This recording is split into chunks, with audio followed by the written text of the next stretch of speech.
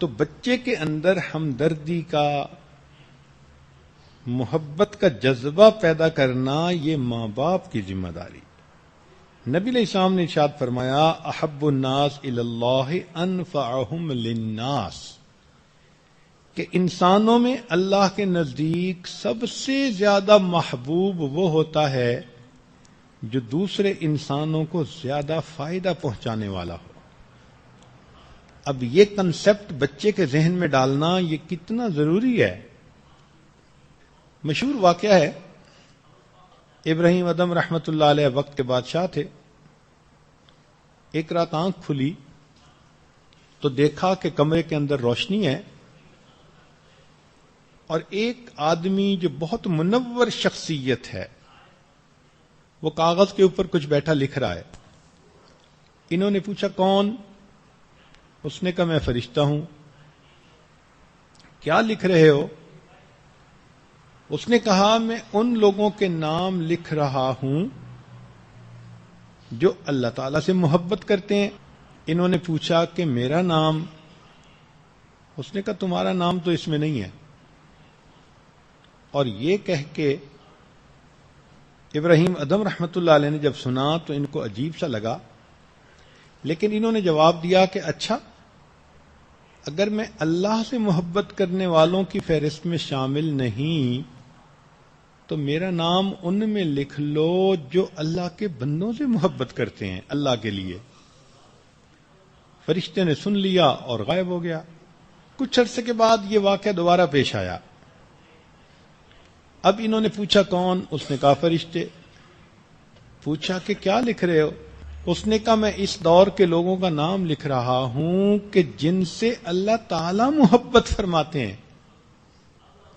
تو انہوں نے پوچھا میرا نام؟ اس نے کہا سر فہرست سب سے پہلے تمہارا نام لکھا ہوا ہے، اس لیے کہ تم اللہ کے لیے اللہ کے بندوں سے محبت کرتے ہو، اس کے نتیجے میں اللہ رب العزت آپ سے محبت کرتے ہیں.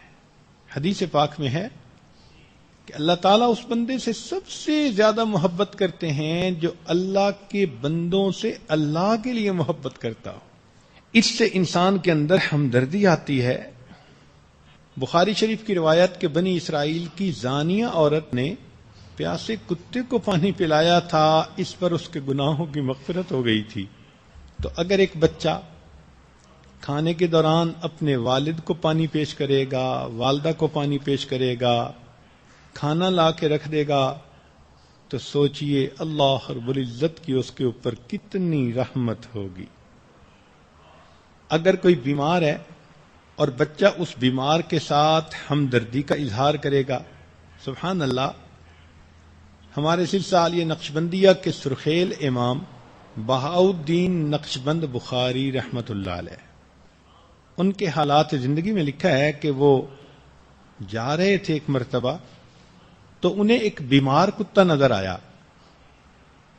تو انہوں نے جب دیکھا کہ یہ کتا ہے مگر بیمار ہے، کوئی خبرگیری کرنے والا نہیں، تو انہوں نے اس کی خبرگیری اپنے ذمے لے لی. یہ اس کے زخموں پہ مرہم بھی لگاتے اور جو مزدوری کرتے اس میں سے کوئی روٹی لے کر اس کتے کو لا کر روز ڈالتے. کوئی 15 دن کے قریب انہوں نے اس بیمار کتے کی تیمارداری کی، جس پر کہ وہ کتا صحت مند ہو گیا.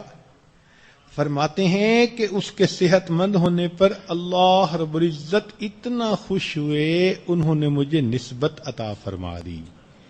یہ ہماری نسبت نقش بندیہ ایک کتے کی خدمت کرنے کی بنا پر اللہ نے اس ہستی کو عطا فرمائی ہوئی ہے. تو اگر بیمار کتے کی خدمت کرنے پر یہ انعام ملتا ہے تو گھر کا کوئی بندہ بیمار ہو یا کسی کی تکلیف کو انسان اپنی تکلیف سمجھے، اس کا اللہ کے ہاں کیا رتبہ ہوگا.